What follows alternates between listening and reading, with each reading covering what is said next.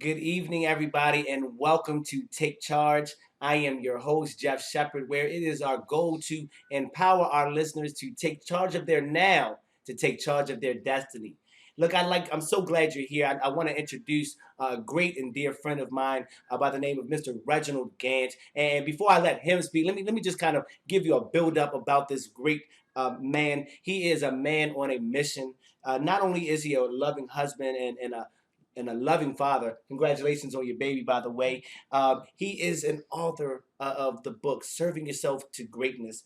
He's got his own HR company, and he's on a mission to serve. He's actually created a company called Serve, and I love the acronym Seeking excellence, respect, and value every day. Thanks for being on our show, brother. Look, can you just let people know and elaborate on what you have been able to achieve thus far? Absolutely. First of all, I just have to say thank you to Power of Purpose Radio for having me on. Thank you to you for the invitation, and I always give thanks to my Lord and Savior Jesus Christ for whom all blessings flow. So, serve definitely. Seek excellence, respect, value every day is that's my life's motto. I started a company based upon a dream that God gave me in 2009. I'm on a mission, a crusade to teach everybody to seek excellence, respect, value every day. And I serve in many ways. I serve as an entrepreneur, as a father, as a husband, as a mentor, as an author, as a speaker. And it's my goal to encourage as many people as possible to turn around and do the same thing. Mm. Well, sir, that's exactly why I asked you to be on our show, because even in what you just said, you kind of had to give yourself permission. You said you got a calling, Yes. you got a dream, and then you actually saw it through. And a man who won't give himself permission will never get to that point. And that's our topic today: giving yourself permission. Because if you're not consciously giving yourself permission, you're unconsciously giving yourself permission to fail. Would you kind of elaborate on that title here, and just so our viewers Absolutely. know? Absolutely. In order to be successful in life, you have to give yourself permission. You have to tell the universe or God exactly what you want. You have to ask, believe, receive. So until you do so, you're just going to accept what life gives you. And life is not going to give you the best. Life is not going to give you the abundance that, we are destined to live. Life is going to give us the bare minimum, but we have to give ourselves permission to rise above mediocrity, to have the abundant blessings that God has called for us to have. Mm. And it's so funny you say something that life's not going to give you abundance. And I look at so many of the statistics right now. Over 85% of women aren't happy with their bodies, their weight. A whopping 20 million Americans are unemployed. Almost 70% of all Americans are either unhappy with their job or unhappy with their lives. And when you think about that, I just wonder how many people are unconsciously giving themselves permission to continue in that same capacity. If you do not like that job, if you're unhappy with your job, then why not give yourself permission to seek something else? That doesn't mean you just have to throw away what you already have. But if you continue to get into the same pattern, the same old, like a lot of people say, then you're going to get the same old, same old. And I just want to wake my viewers up because it's a trap. And I don't want to make anyone feel less than, because don't I was part of that trap as well. And I think we both can attest to that. But I want people to understand that there is such a huge possibility beyond your current way of thinking. Care to share some more on that? Absolutely. So for those who may be struggling with where to start, uh, always write the vision. Write the vision, make it plain. The Bible gives you clear instructions in doing that. You have to put out into the universe what you want. The Bible says, as a man thinks in his heart, so is he. What's on your mind lately is what I always ask people. What are you thinking about the most? Because those are the things that you're attracting. Are you attracting success? Are your thoughts on success, or are you worrying? Are you deep in bills, stressing? Is your health poor? What are you thinking about? What are you attracting, as you said earlier, subconsciously into your life? And what are you going to do about it now that you're thinking about it at this very moment? What are you going to do about it to change going forward? And that's interesting that you picked that quote from the Bible, because actually a couple of weeks ago I just finished reading "As a Man Thinketh," which is an entire book off of that, the premise from the Bible. And you're exactly right. You know, whether you are aware of it or not, what you focus on most of the time is what you're going to attract in your life. And let's just even go back to those statistics. 20 million people unemployed. Wow. What do you think they're really worried about? Are they worried about, getting a job? Are they worried about, survival? Well, if all you're thinking about is survival, then that's what you're going to get. You're going to always be in survival mode. Always. And it's not easy. But you've got to find a way to shift your thinking, going from survival to abundance, right? Going from survival to a way of thinking that there is more and that you're capable of more. You'll start to attract more. And I like what you said, writing things down, or having that you said ask, believe, receive, and then receive. Right. And I think we all get the part about asking, and I hope we do, because whatever you ask, ye shall receive. That's in the Bible. Absolutely. But it's the belief. And I have to reflect on myself, because I've gone my whole life asking and knowing, but not really believing. And that's something that you have to create. You have to believe. And there's so many people out there praying for change, but in the back of their mind, subconsciously, they don't believe Absolutely. It. Can you enlighten us on that topic? One of the things that's really been successful for me is affirmations. It's the speaking life over yourself, to put that belief system in place. So one of the beautiful things that I love about my wife, Henneth, if you're watching, then hey, I love you. So be encouraged, right? That's what she does for her women. She shares affirmations through being encouraged. I have a book out right now called Serve Yourself to Greatness. It's a 30-day book of affirmations, one a day.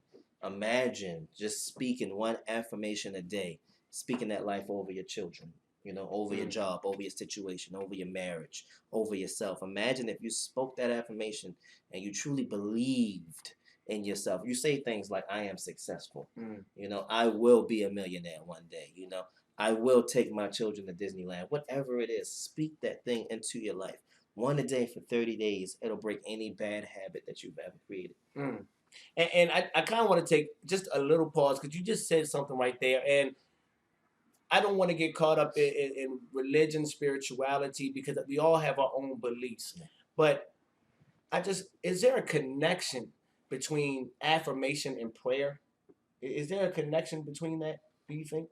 Wow, that's a great question. Is there a connection between affirmations and prayer? And the reason why I ask that is because a lot of times when we pray, and I'm going to speak for myself, when I used to pray, God, I hope things get better. God, help me. Things are not going the way that I want, or I hope I can get some extra money. I hope I can get some bills, and it's almost like I'm putting it out there for someone else to take the ownership, or someone else to solve those problems. Whereas though if I'm praying from the heart and praying from that belief, God, thank you for bringing that abundance. I'm already praying in that manner.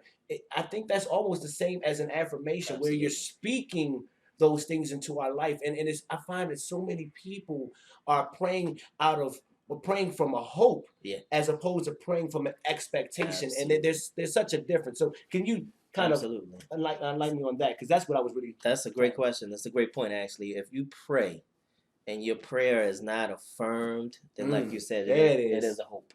It is a wish. It's basically what the Bible says, being double-minded. You're unstable. Because if you ask God, hey, God, my back is against the wall. I'm about to be foreclosed on. Bring me out of this situation. If you believe that God will bring you out of the situation, then I'm a firm believer that nothing is going to stop God from doing what he has to do. But if you're saying, hey, God, bring me out of the situation, and then you're still trying to figure it out and make moves on your own, you're not believing God. You've taken away his power and you've made yourself God. And then that's where you get foreclosed on. So prayer has to be affirmed. You have to say, God, I believe in you enough to trust you, and I leave this at your feet. And I know that without a shadow of a doubt, you will make this thing happen for me.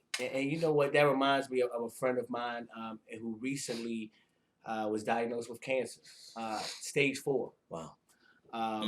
It was definitely devastating, and you know I know it devastated him. Yeah. But here's the thing that I want to make a point with. He didn't accept it.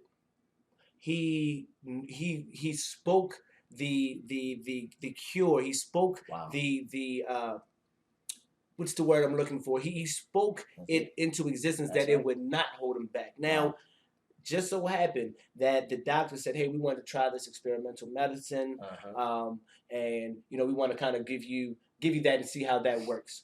Well, you can say it's the medicine, but I know better than that. It was the affirmation, and don't you know that cancer is almost gone? Wow. I mean, back to work already. From the deathbed to you know, already getting the weight back, getting the color back, and you know, again, that was inspiring to me, and it was just a confirmation to me that anything you truly believe and you're willing to get that or die. That's right. You can achieve. You will get it. And it's so funny that you said that, because I did some reading on cancer patients, and about 90%. Like you said, is belief. The very second that you believe that the cancer is going to beat you, you've already started the process of checking out. The very second that you declare to yourself and your body that this thing is not going to have me, you go on and on and on and on. But then at that point, it's still God's will.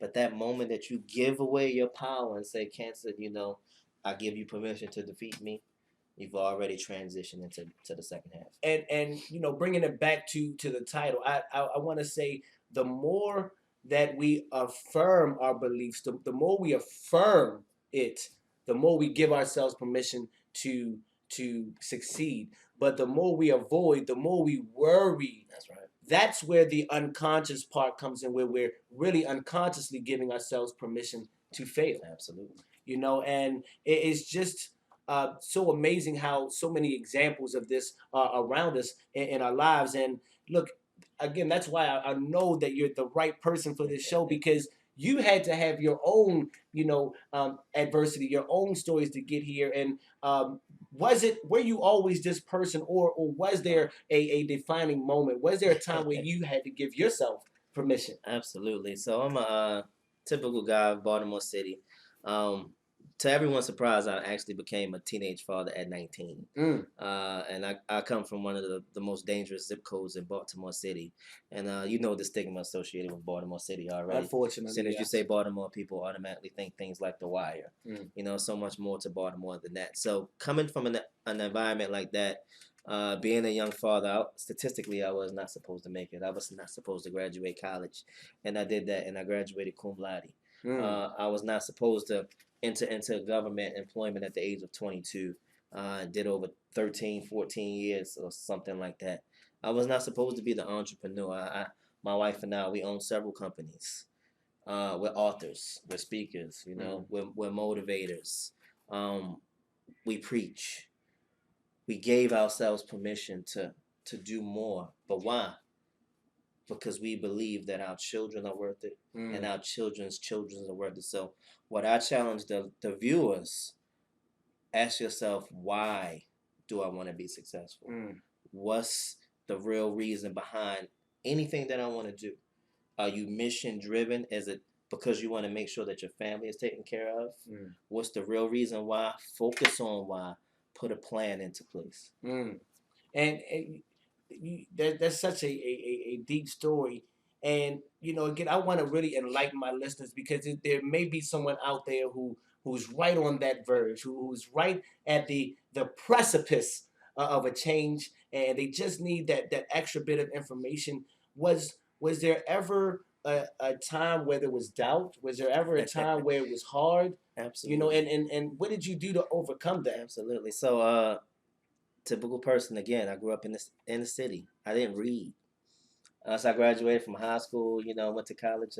Reading wasn't mandatory. Right. The average adult doesn't read a book after they graduate from high school. So I had a lot of fears. I had a lot of doubts. But the thing that I always give credit to is I thank God for choosing me and for never leaving me or forsaking me, as His Word says. There have been many nights where I've cried myself to sleep, from failure, from disappointment, from heartache, from pain, from what have you. But at the end of the day, I still know that God has promised me an abundant life. And because I still don't have the abundant life the way that God has called me to have it, I know that I'm still a work in progress. So I'm still working towards that abundant life that God has told me that me and my family can have. And you make such a great point. Being willing to fail in order to succeed. Absolutely. And I grew up thinking it was either success or failure. Yeah. But what I found out is it's through failure Absolutely. that comes success. Go for it. There's not one successful person who is not the equivalent of their failures. Absolutely. I going back to Michael Jordan. Michael Jordan. What was his famous saying? And I know you were just talking about this before the air. What was the saying he said? Michael Jordan, one of my most favorite quotes in life. I failed over and over and over again, and that is why I succeed.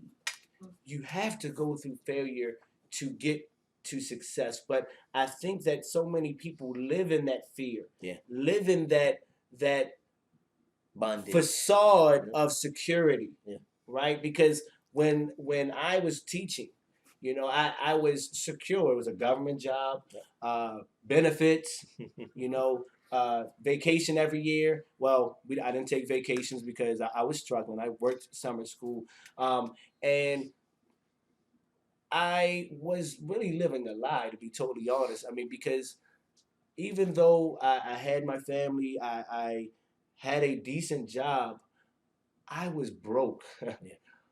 Broke. I mean, look, I lost my home. Wow.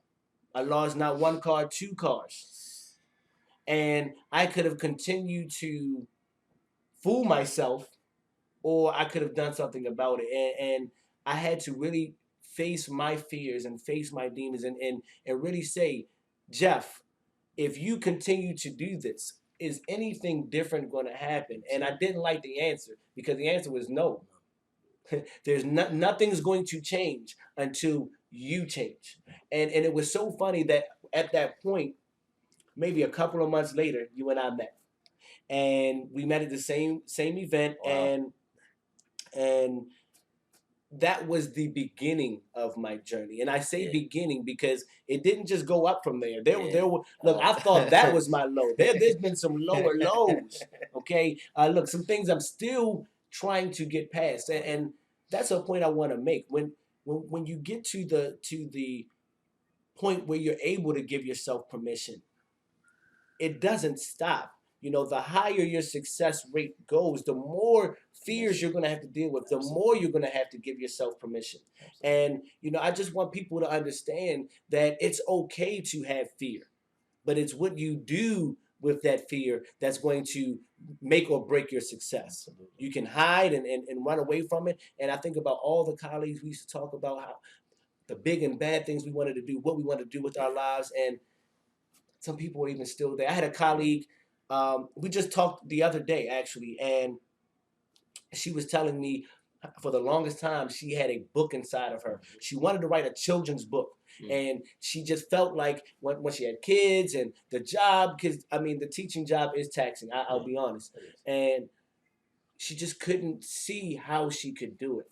And make a long story short, we just broke down the time because I told her, look, we all have the same 24 hours in a day. Yes, we do.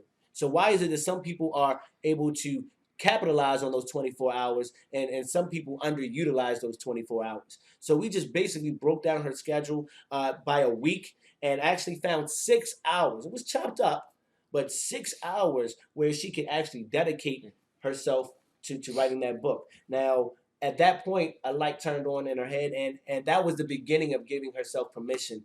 I hope that she's still continuing that, because I know that success is in her future. But again, you have to give yourself permission and stay consistent with the journey. Absolutely. Consistency is key, like you said. Consistency and overcoming fear. And if you look at it this way, you ask yourself this question: if not my job, then what? Mm. You know, if I stay on my job for the rest of my life and my job is not going to guarantee me the retirement income that I need, the job is not going to be able to take care of my bills and my family's financially, then what am I going to do about it? And when I came to that point, if not my job, then what? I started searching for the what. Right. And I really truly believe that it's the what that's going to rise and elevate me and my family. Because let's be honest, being an employee is nice, you know, and I take nothing away from anybody that's an employee. But we have to go after our God-given purpose. Everybody has purpose to do something in life, and it's not just strictly being an employee for somebody else. You have a gift inside of you. You have to find out what that is and walk in that. And you're so right, because you're either living in your purpose or working to create someone else's. Absolutely. And again, there's nothing wrong with that. You've been there. I've been there. We've all been there, and you can even stay there. That's fine. But what are you creating in addition to that? What, again, I could have stayed at teaching, and I mean, the last few years it was hectic. I dreaded going to work. Not look, if any of my students are watching, I still love you guys, but it wasn't about the students. It was more about me, and knowing that really wasn't my calling. I wanted more. I was more. I demanded more. Not of the job, out of myself, because the job can only give me so much. Look, I can demand all I want, but they're not gonna give me, what I demand. Only I can create that for myself. And once I realized that, I couldn't turn back. They say once the brain expands, it can never conform back. Go back. And once I understood those principles, not only understood it, but started to live it and started to reap some of the seeds that I was planting, and I knew that it was possible. There was no turning back. Absolutely. There was no turning back. And I agree with you wholeheartedly. Personal development is what's going to be what separates the person who's an employee right now but aspires to be a business owner versus the person who's just going to stay where they are forever. When you start to develop yourself personally, when you start to read, when you start to listen to audios and watch videos of people before you who have made it, your Les Browns, your Zig Ziglars, your Jim Rohns, your Miles Monroes, your Joe Osteens, when you start to speak life into yourself and develop yourself and educate yourself, there's nothing that can stop an educated person with a made-up mind. Woo. That's a very good saying, and I'm all about personal development. In fact, that's my mission, is to bless others who don't even. There's so many people who don't even understand this type of thinking, because it's not taught. It's not given. It's something you have to seek. Absolutely. And a lot of us are still living on the values and the mindsets of our parents or our grandparents, and we've got to break through that. Yeah. We've got to break through that and start living our own circumstances, living our own way, creating our own value. And before I go, I'm gonna come back to that point. But you said something else. Yes, it's about personal development, but it's also just about development, period. Yes. Because if you have a gift, if you have a talent, it still needs to be developed. Absolutely. And just because you have that talent doesn't mean that things are going to magically happen. Look, I've got a natural talent for speaking. And what am I doing right now? I'm in the midst of developing that skill, because I know in that journey, I'm going to become what I've already planted in my mind. Absolutely. Right? And we have to be willing to go through that development. And look, amazing fact, if you read 10 pages a day, do you realize that you could be reading a book a month? Yep. That's 12 books. And look, sometimes you may take a break. 10 to 12 books a year. Easy. Now, let's just say you read books focused on your craft. Do you realize how much further you'd be in just 1 year? Lightning years ahead of your 1 year, lightning years ahead of the competition. Because you said something earlier, and I wanted to come back to that circle. Most people don't even read beyond college, and I know I didn't. I did for my because I was a teacher. I had to read the textbooks and things like that. But for pleasure or for personal development, I didn't read None. And it again, I want to go back to that. If you can read 5 to 10 books a year, you're still going to be lightning years ahead of your competition. Absolutely. And when you really embrace your gift, there's no competition. How about that? I just wanted to piggyback on that, but the self development is powerful. And is there anything else you wanted to talk about the self development? Because that's really helped me, and I know it's helped you. So is there anything that you can give our viewers about the self development that may help them, make that deciding factor to give themselves permission? Absolutely. I would say just start with as little as 5 to 10 minutes a day. Speak affirmations over yourself, over your life, over your children, over your marriage. I do it first thing in the morning. If you can, try to do it somewhere in the middle of the day. Try to do it again before you go to bed. Let that be the last thing that you think about when you go to bed. Say things like, I am successful. I am a millionaire. I am important. My family loves me. Wake up to those things. Go to sleep to those things. Start to share those things with your family and friends and loved ones. And you'll instantly start to feel better, for one. But what you'll also do is actually change the course of those around you as well, because that may be the seed planted inside of somebody else that they've been waiting to hear. If I come up to my buddy Jeff at work and I say, hey, man, I appreciate the good job that you've been doing and supporting me, you might have been on the brink of suicide. You know what I'm saying? Now, I'm just giving you an encouraging word that you might hold on to for the next few months. I could have just changed your life. Right. But we don't do that because we get caught up. So let's do that at least two to three times a day, 5 to 10 minutes. But more importantly, definitely do it in the morning, first thing. And last thing before you go to bed. Thank God for another day on this earth. Thank God for blessing you and protecting you, and speak those final affirmations over yourself before you slip off into sleep. Right. And I know we're coming to an end, and that was such a powerful message. And one thing, again, because it's my hope, I don't want to just give you a bunch of hope and messages. I want to give you something that you can take right now and start to apply to your life. So the affirmations, what he says, is absolutely necessary. The action is even more necessary, because going back to what you said, I am a millionaire. But if you are a millionaire and you spend money like a thousandaire, you're not going to be a millionaire. and here's another interesting statistic. Do you know that over 50% of the lottery winners wind up broke in the first 3 years? Because see, they've gotten the money, but they're still at the mentality. See, they haven't given themselves permission to be a millionaire. They're unconsciously. What's the first thing someone does when they win the lottery? Spend. Oh, I'm buying this. I'm buying that. I'm buying my mama a house. And look, those are all good. But what are you going to do to get a return? Yes. What do you? A millionaire makes money, make money. Yes. They're always getting a constant return. So, as we're closing here, I want to just make sure that we're making that point absolutely clear. And look, if you can't do it alone, and we can't do it alone. I mean, you've had a mentor. I've had a mentor. Absolutely. Our producers had mentors. I mean, no successful person. We talked about Michael Jordan. Coach. Michael Jordan wouldn't have been anything without Phil. I mean, he might have been okay, but Phil Jackson made him the man. So we need people to help. And you've got this great brother here, a dynamite when it comes to resumes, dynamite when it's talking about affirmation. So if you need help, reach out. Give yourself permission to succeed. And sometimes that permission means I need some help. Absolutely. And that's okay. So would you mind just giving our viewers, because some people, there may be somebody out there that's ready.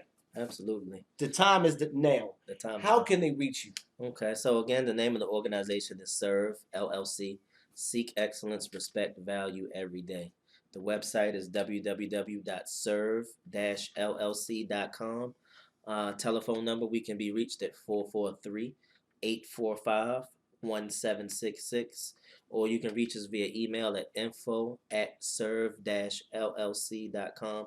but just reach out to my wife and I, just ask us of the many ways that we serve and of the many ways that we can plug you into serving, because service to many leads to greatness.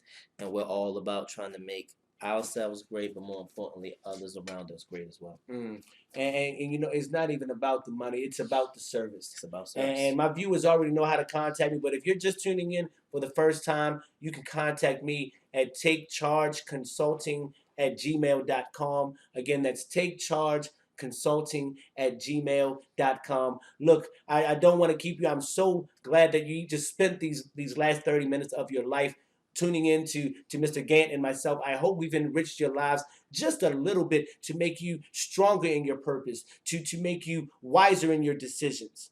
Look, this is Jeff Shepard from Take Charge. Thank you for tuning in. Take charge of your now, take charge of your destiny, and I'll see you next week. Take care.